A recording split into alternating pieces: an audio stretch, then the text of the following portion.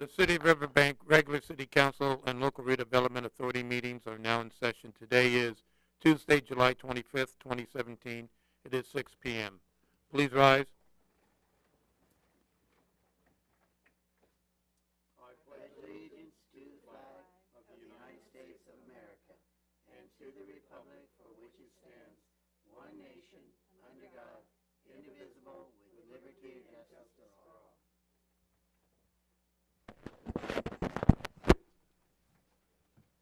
Let us pray. Heavenly Father Jesus, we come to you tonight with praise and thanksgiving on our minds and in our hearts.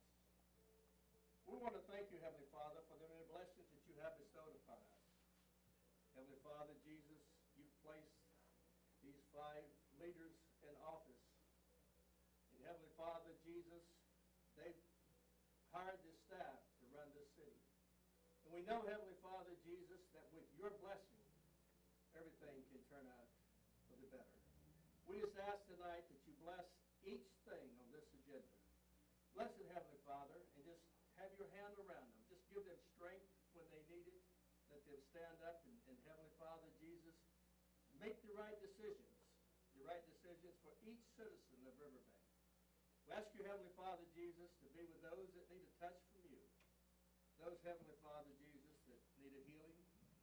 And Heavenly Father Jesus, for those in that fire area tonight, Heavenly Father, we just ask that you comfort them. And Heavenly Father, be with them, uplift them. Be with each one of us as we give you the praise for it all. In Jesus' name we pray. Amen. Amen.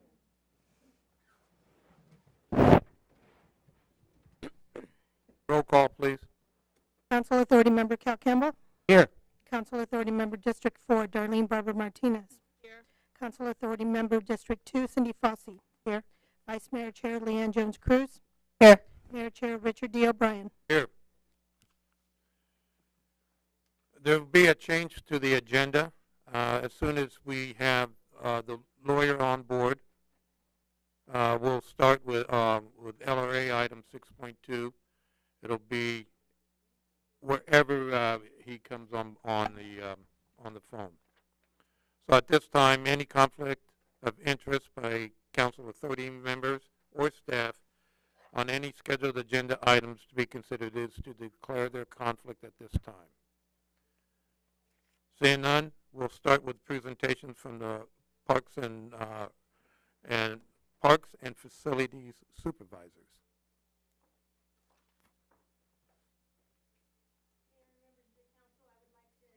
Introduce our new park and facility supervisor, Ron Werner, and he has been with us for about 2 months, and I am amazed at how smart he is. He is jumping from project to project, and I'm just so happy he's here. But Ron came to us from Ceres Unified School District. He worked there for 9 years as a maintenance specialist, so he's got a lot of experience in the areas where we needed it. He was originally from Escalon, and he lives in Oakdale. So I'd like to welcome Ron, and I think he wants to say a few words. Thank you. Good evening, everybody. So, as Sue mentioned, my name is Ron Werner, the new Parks and Facilities Supervisor. As she said, I'm from Escalon, and my family and I live in Oakdale. Speaking of family, that's kind of how this new position has come to be. This entire city, the staff has just been almost like family. It's always difficult to move into a new position, and everybody here has made it probably one of the easiest transitions I've ever had to do. They've been real respectful, helpful. Every time I've ever had a question, any problems, every single staff member has always been there for me. And I've had a chance to deal with a lot of the residents of Riverbank as well, and it's just been a pleasure. Everybody seems real, the close-knit community really makes it easy to work for. And in return, I've been working as hard as I can over the last 2 months to try to improve the parks and the city's facilities. And so I just want to say I'm grateful for this opportunity, and thank you. Thank you for serving for us. All right, we'll continue with item 1.2, the 2017 Riverbank Cheese and Wine Expo update. Mayor, members of the council, the City Parks and Recreation Department has been working along with Chris Rickey Presents on the 2017 Cheese and Wine Festival.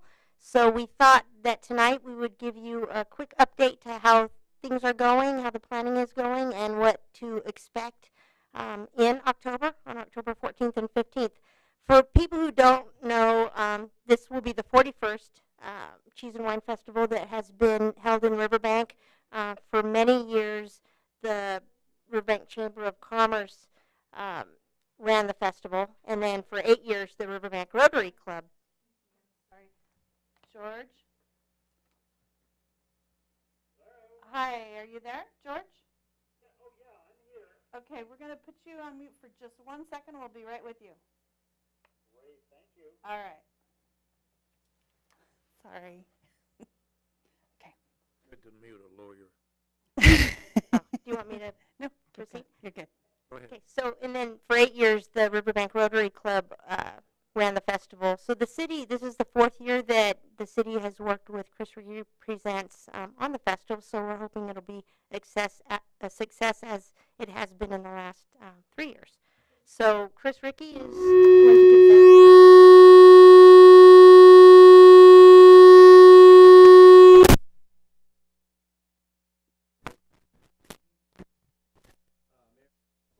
much for having me today. It's been an honor to work with the City of Riverbank and with your staff on this event this year.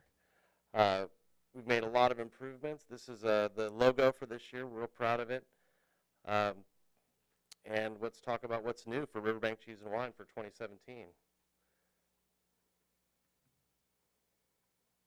So the first thing that we're doing new this year, I'm not sure if I pressed the wrong button, is that we are bringing in a handicraft company to bring in local handicrafts. I don't know if you can fix that for me.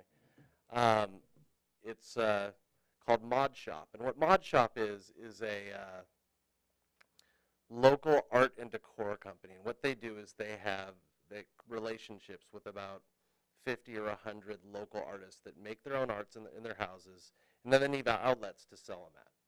And one of the big complaints that we've had about Cheese and Wine previously is that there's not enough art, there's not enough crafts, there's not enough local connection to artists. And so we feel the Mod Shop tent with 22 artists in it is going to be a fantastic addition to the festival this year.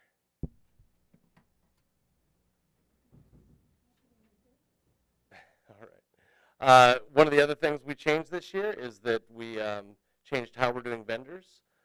We moved the communication vehicle from an outside vendor to the City Parks and Rec Department. Last year, our revenue as of July 11th, 2016 was $85.90.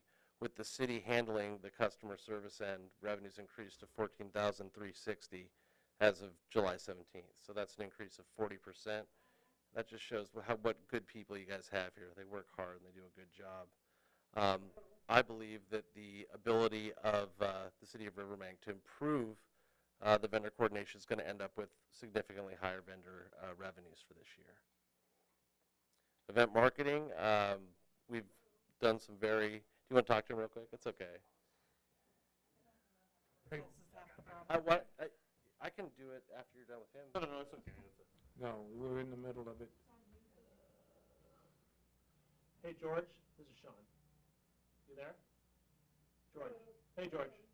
Hey, George, it's probably going to be about another 5 minutes. We're finishing up a presentation, and then we're going to pull the MOA item. So hang tight, and then we'll unmute you as soon as it's time. Perfect. All right. Thank you. Okay. Right on. Marketing, this is another area that we're working on and trying to do some different things. We do have some really successful marketing layers this year that we've used previously. We're going to continue with our radio promotion with Cumulus.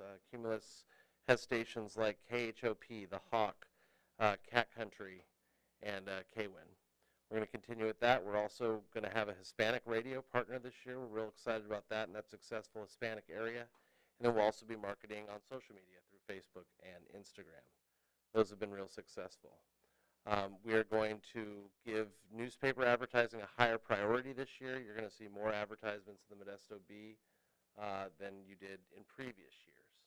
So what we're doing is shifting some marketing money around and going to try to see how effective using the Modesto Bee is. We're also going to be designing large banners, and this is the design we have here.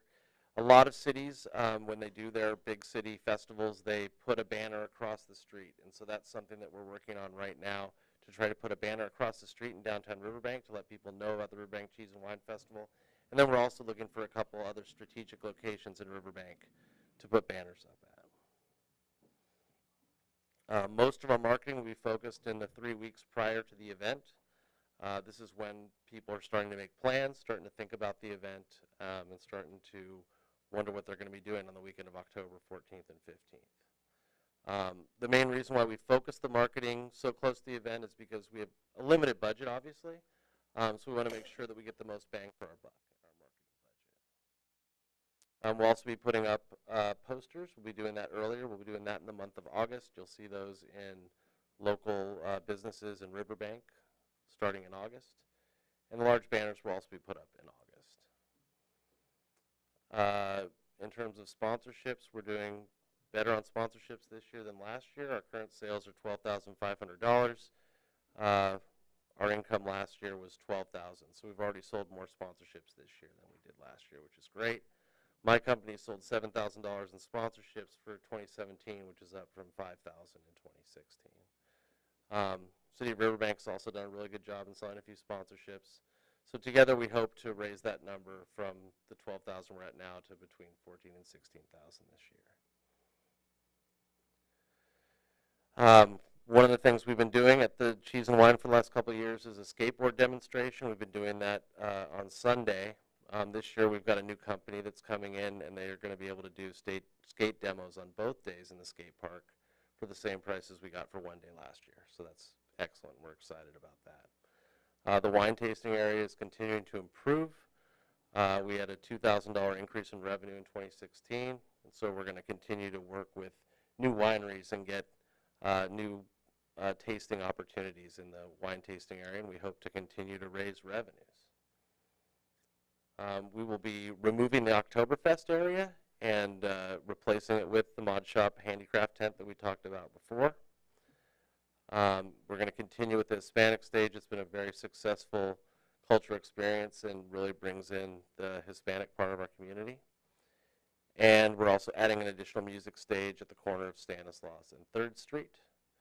In addition, with the sale of the old hall that we had it in, Masonic, we're moving it over to Antigua this year.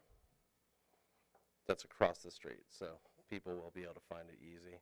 For those of you that may not be familiar with the map, this is kind of what we're looking at with the Makers Fair that's going to be near Topeka and 3rd, the new stage at Stanislaus and 3rd Street, the Hispanic area at 4th and Santa Fe, the wine tasting at Santa Fe and 2nd Street, carnival on Santa Fe between 1st and 2nd, and then, of course, the skateboarding in the skate park.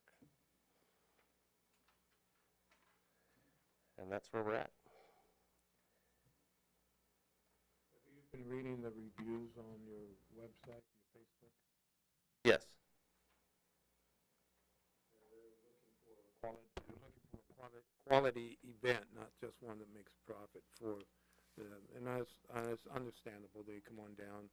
They're expecting to spend their money. Some are very disappointed in some of the activities. So let's keep that in mind. Yeah, I mean, the thing about Facebook reviews is that you have to look at the whole event and the whole social media picture, right? So, like, for example, there's some reviews that complain about the wine tasting area, but if you go onto the Facebook and you look at, like, our live videos that we do where we go around talking to people, the people are really happy. So I think you need to look at the whole picture and at the revenue numbers, because I think that's telling the real story of what's going on.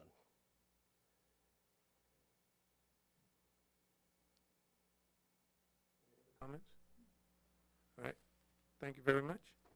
We look forward to it. All right, at this time, we're going to move the agenda item, LRA item 6.2, a resolution of the City Council of the City of Riverbank approving the Economic Development Conveyance Memorandum of Agreement for the transfer of the Riverbank Army Ammunition Plant from the United States government to the Riverbank Local Redevelopment Authority. Thank you, Mayor, and good evening, Council. So, this with a lot of happiness and a lot of work that we're bringing forward to you, something that has been more than a decade in the making, many different councils, many different staff members over the years, and especially our executive director who's here tonight, who's worked for a very long time on this item. I'm going to let her sort of step us through the history and chronology. George Schlossberg, our LRA attorney, is on the phone from Washington, D.C., and can answer any questions from a legal perspective, and we also have the city attorneys here tonight. So, Debbie, take it away. George, can you hear what's going on? Yes, I can. Okay, great. Speak up if you need to. I do want to make one comment. There is a blue sheet that I've provided to you, which is one change in paragraph 3.3 of the MOA that was made just today by the Army. It's an immaterial change in terms of the MOA agreement, but what it does is it gives the LRA control over the salvaged equipment and pieces that came from ESCA 1, and they wanted to specifically spell that out, that this is salvage material from ESCA 1. So you have that language before you as a change that will show up in a draft that I don't have tonight, but I do expect to be able to provide tomorrow. Well, here we are. And if you're not smiling, I don't know what to do to make you happy. I think to many individuals, this is going to seem like, oh, at last we're at the beginning of the project. You know, that couple's been engaged too long and now they're finally getting married. It's not really like that for me. I see this as really a bit anticlimactic. As the city manager said, it's the culmination of 10 years of a vision, determination, and hard work. I think 5 city managers, too many council members to count, several project managers, and I hate to admit it, but about a bucket full of tears. And we're here. Today we are delivering on the commitment that we made to the community to make create a reuse plan, create a vibrant economic development engine out of the old Army ammunition plant. And this is a significant milestone in this project. And I think before we really get into it, I really want to mark this with the progress, and I want everybody within my voice to embrace and celebrate what we've done already prior to this, which is gone from 6 businesses to 42 businesses on the site, from 60 full-time employees to over 200, from leasing about 180,000 square feet to leasing over 500,000 square feet, and going from a budget of less than $1 million to a budget this year of $22 million, and directing over 70 million in grants toward either health or economic development activities on the site. And I think that's extremely important, and I'm very proud to be a part of this project. So I think it's worth reminding people what the site is like. It is a large, over 100-acre piece of property, but really what the LRA is dealing with, there are actually 7 parcels. And the LRA and the city of Riverbank will be receiving 2 of them. Parcel A, which is shown here, which is the developed portion of the property, 74 acres, and then Parcel B, which is an undeveloped, clean portion of the property, which is a little less than 30. I know, by the way, if you're lucky, you may never have a Prezi from me again. No, don't count yourself out. So I want to say again that I think all the pieces finally fall into place for this project. So that what the Memorandum of Agreement actually is, it's an enabling document that memorializes the real estate deal between the Army and the LRA. it sets out the terms, the condition, and the timing and the schedule of transfer. And this is, as I said, it's been a march of milestones, and I put some dates up there. 2005, when the property was put on the blacklist and Congress concurred. 2006, the LRA was formed. 2007 was when we submitted the reuse plan. 2010, the LRA moved onto the site and began taking over operations and protection, and that is the year we developed that economic development conveyance application and submitted it. 2010, we received concurrence from the Department of Defense and the Secretary of the Army on our plan, on our economic development conveyance. And so here we are at 2017. What are we doing tonight? Well, we're going to sign a memorandum of agreement that will provide within 90 days, the Army will provide a deed for Parcel B, that is the undeveloped clean property. And the Army will provide bills of sale for personal property and salvage, for utilities, stormwater, and stormwater facilities.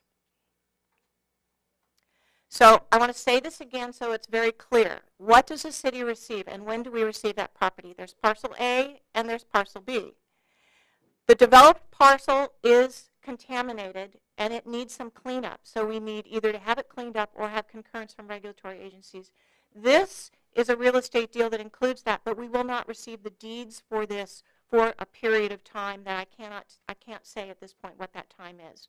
But Parcel B, the undeveloped property, will come to us, a deed will come to us within 90 days of executing this MOA document. So the terms and consequences are worth knowing. The city agrees to implement the reuse plan that we submitted. The Army agrees to convey the property to the city, and the city agrees to accept that property as is, with some exceptions for prior environmental conditions. We are not responsible for environmental conditions left by the Army. The city accepts the property with deed restrictions, land use controls, and easements. And by that it means things like there are monitoring wells. We can't remove the monitoring wells.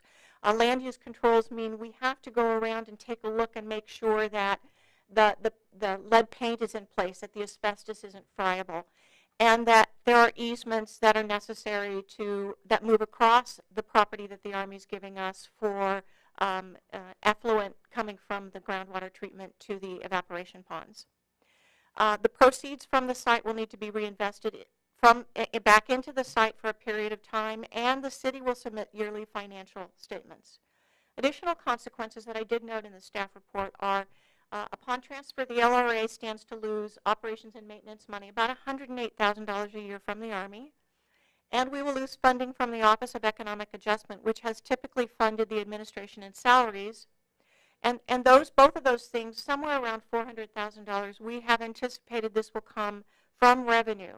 It will slow our capital improvement projects somewhat, but we also have the ability to take funding to fund the agency from other grants, such as the CDBG grants, et cetera, and additional grants that we may write.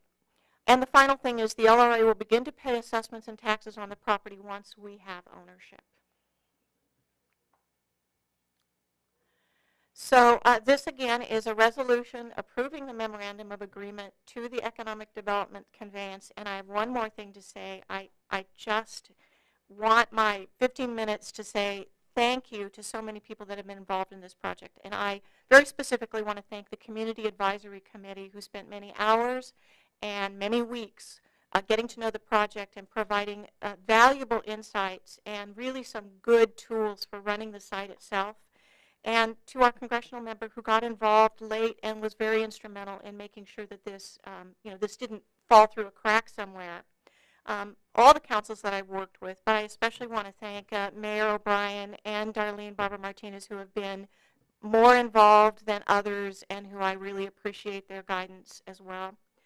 Our legal team, Kutak Rock, who's on the phone, our environmental consultants who are Weston, and our facility management, the businesses on the site that have stuck with us, and finally, I've got to thank Melissa Holdaway, the angel on my shoulder, and Pam Carter, who have been there from day one and been really wonderful. And I really appreciate the opportunity to thank them publicly for this. So if there aren't any questions, or if there are any questions, I'm ready to hear them. George is on the phone if there's a legal question. And take it away. Go ahead. I just wanted to say thanks, and I'm excited to be part of this. I know we've been part of it, which is the coup de grace, but it's been a long process, and it's kind of exciting to be here. I just think you've done a great job helping us get there. It's been a long, hard road, but we're on our way. When I first started with the Community Advisory Committee, we were excited to be on that committee. We had all kinds of visions of where we thought the facility should go, maybe go, might go. But just to see where we came from to where we are today is just, with everyone involved, and especially you, we just want to say thank you. It's very, very, very proud to be a part of the whole process. I'm the newbie, so I didn't know too much when I came in, but I was so enlightened when you took me on a tour. The place is amazing. You've done wonderful things, and now to have it as part of the city of Riverbank and for us to just take off with it, I'm excited to see where it goes. Good job. Debbie, I thank you. I mean, this was not only a labor of hate and love, but you've done a phenomenal job attracting businesses. All the businesses just praise the way you move forward. This is just a start. This is now we can start, and that's going to be a while. So don't think you're not going to give another presentation. You're still in high demand. I was transferring that over to Melissa, really. I was really getting her primed for.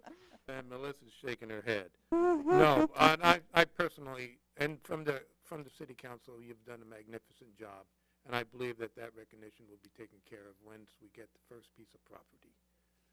Okay? So you have a vote. Oh, we do. All right. Before we have a vote, we have public comment. Is there anyone from the public wishing to comment on item 6.2, LRA item 6.2? Seeing none, I bring this back to the city council for recommendation, discussion. I'd like to make a recommendation that we accept the memorandum of. We have a one change. right. We have the motion to accept item LRA item 6.2 and a second with the modification of salvage material, paragraph 3.03. Roll call vote, please. Council members Fossey, Yes. Barbara Martinez, Yes. Campbell, Yes. Vice Mayor Jones Cruz, Yes. Mayor O'Brien. Yes. Motion passes 5-0. I know we still have a lot left to do, but I'm going to take a short recess at this time.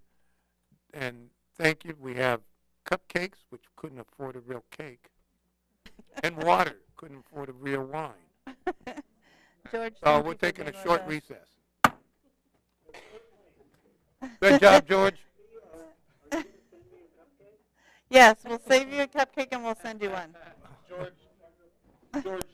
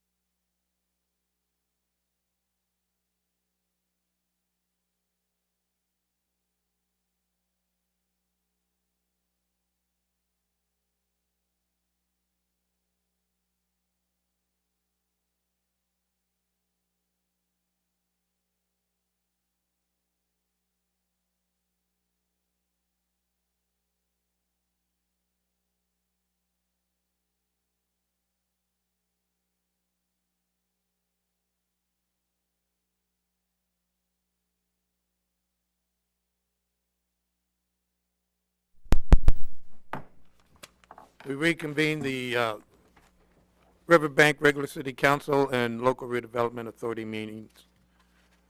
We're going to continue on with public comment. At this time, members from the public may comment on items not appearing on the agenda and within the subject matter jurisdiction of the City Council LRA Board. Individual comments will be limited to a maximum of 5 minutes per person, and each person may speak once during this time. Time cannot be yielded to another person. Under state law, matters presented during the public comment period cannot be discussed or acted upon. For record purposes, state your name and city of residence. Please make your comments directly towards the council. Do I have public comments? Next time I should just ask if I have public comments before reading that. We move on to consent calendar consisting of item 3A, waived readings, item 3B, approval of the June 27, 2017 City Council and Local Redevelopment Authority meetings. Item 3C, a resolution authorizing the submittal of the fiscal year 2016-17 annual program income report for the Community Development Block Grant Program for the Department of Housing and Community Development. Item 3D, a resolution authorizing the submittal of the 2016-2017 Community Development Block Grant CDBG Annual Performance Report. Are there any comments or recommendations from the council? Any public comment? Seeing none, bring it back for action to the council. I move we pass our consent calendar. We have a motion to approve the consent calendar and a second. All in favor? Aye. Opposed? Passes unanimous. Item 6.1, designation of a voting delegate and an alternate to attend the 2017 League of California Cities Annual Conference. Thank you, Mayor. Annually, the League of California Cities requests the City Council take action in order to participate in the annual business meeting by designating a voting delegate and appointing one or two alternates, of which only one alternate may vote in the event that the actual primary voting delegate is unable to serve. Participation in the annual meeting ensures an opportunity for city officials to initiate and influence policy decisions by considering and voting on resolutions that establish league policy. I think almost everybody on the council, maybe with the exception of Councilmember Fossey, has participated in league events, and so you're all very familiar with the voting procedures. So I'll cut the staff report short in just that council is recommended to discuss who those league voting delegates should be this year. Thank you. Okay. You did such a fantastic job last year, didn't you? I did. Good. Any recommendations? Who? Okay, how I'll about an second it. alternate? Who wants to be an alternate? And I'm not going to be an I'll be alternate. the alternate. Okay, so we have alternate as Vice Mayor Jones Cruz and the primary as Councilmember Barbara Martinez. Any discussion from the public? I bring it back for a motion. I move that we accept the nominations. We have a motion to accept Councilmember Barbara Martinez as the primary voter and Vice Mayor Leanne Jones Cruz as the alternate. All in favor? Aye. Aye. Opposed? Motion carries 5-0. Going on to staff comments, item 7.1. Thank you, Mayor. We have two comments this evening. The first is from our Planning and Building Manager, Donna Kenny. She's going to speak, I think, about Planning Commission applications.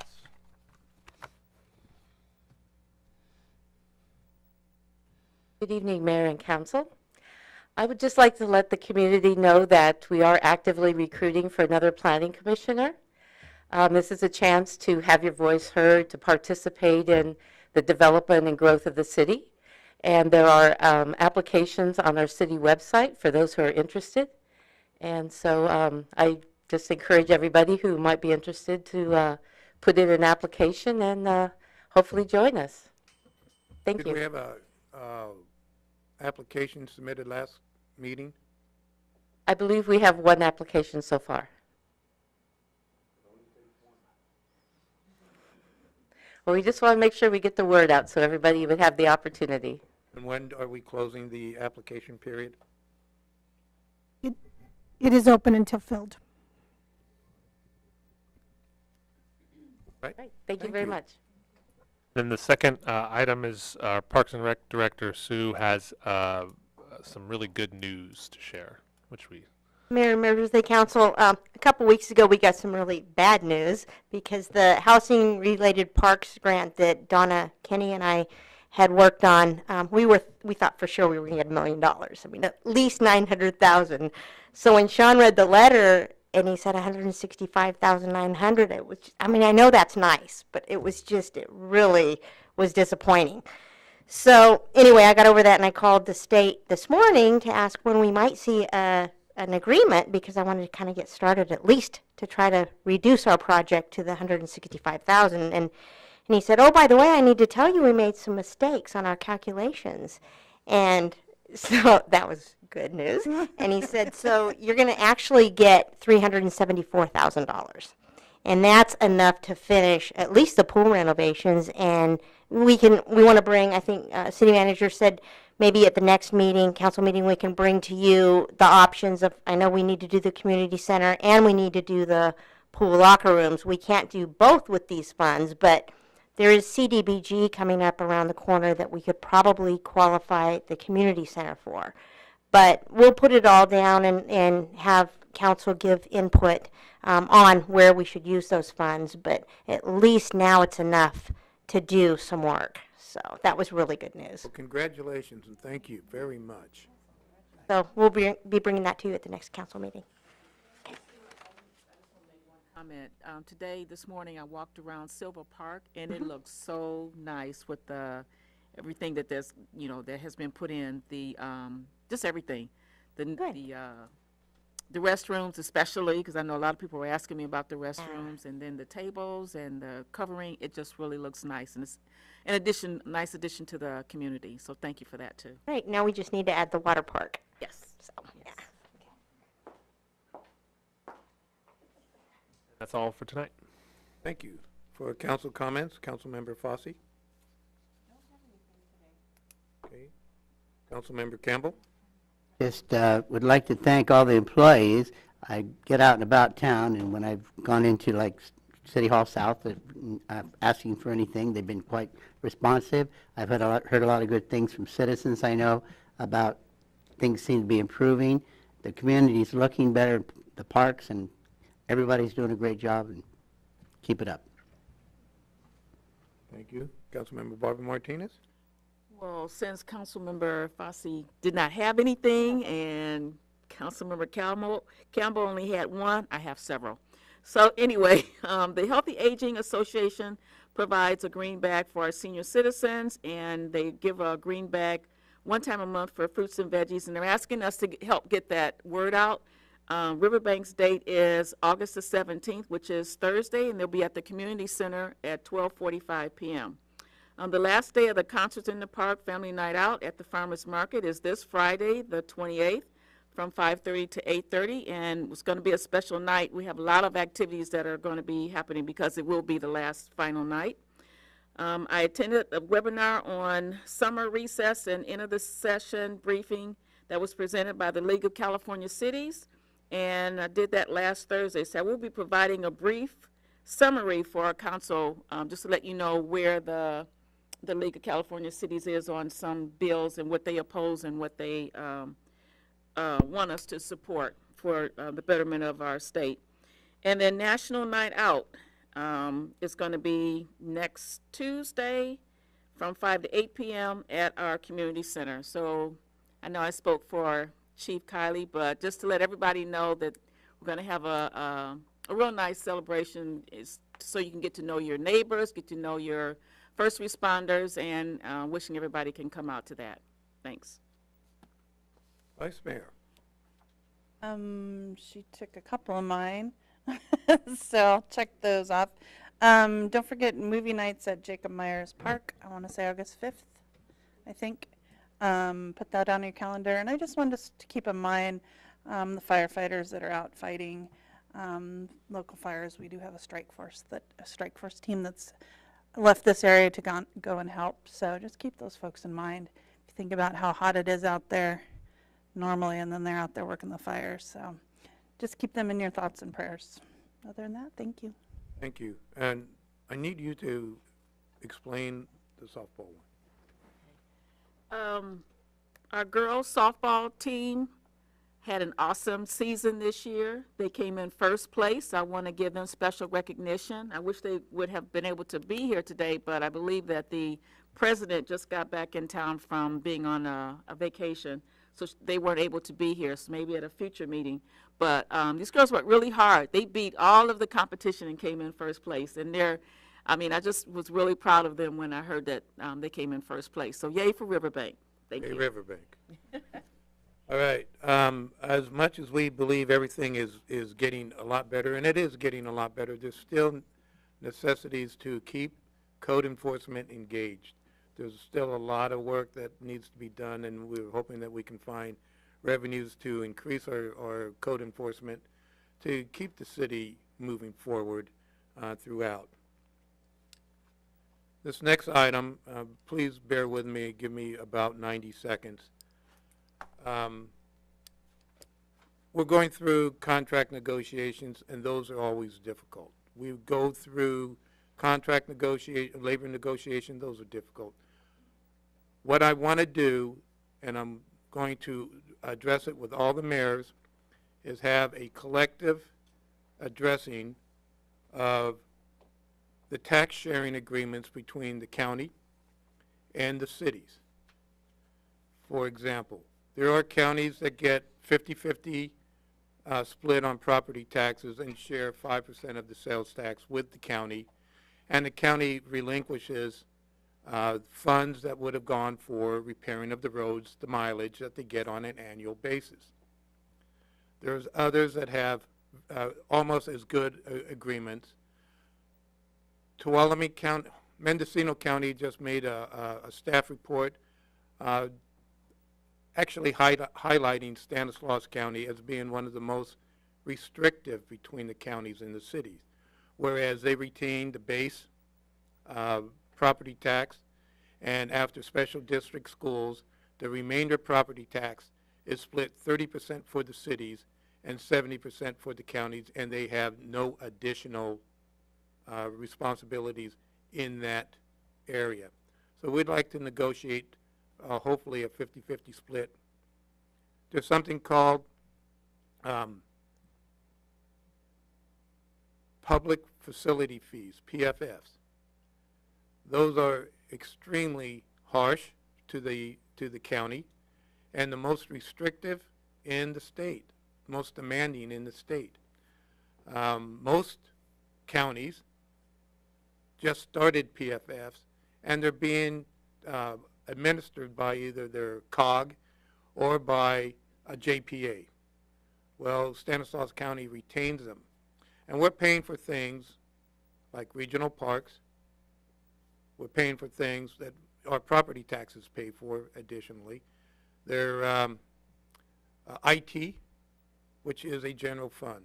So what I'm going to propose to the mayors, and you're going to hear a lot about it, that we open negotiations with the county collectively and come up with a more equitable sharing. It's not to be punitive towards the county. We want them to succeed, as well as all the cities. They are not struggling with their general fund, and there is no city that is not having issues, major issues. There are some that may not be around if things do not improve. And the reason why I'm taking this step, it is in concert with our strategic plan that says that we'll be looking for additional revenue sources, and I have that responsibility. I think they put it on my name, and I will start that discussion in September. With that, we move to closed session. The public will have an opportunity to discuss the LRA item 8.1, conference with real property negotiators. Government Code section 54956.8, property APN number 062-031-005, 062-031-006, 062-031-007. Agency Negotiator, Sean Scully, City Manager. Property Negotiator, U.S. Army. Is there anyone from the public wishing to comment on item 8.1? Seeing none, we are adjourned to closed session. Thank you all.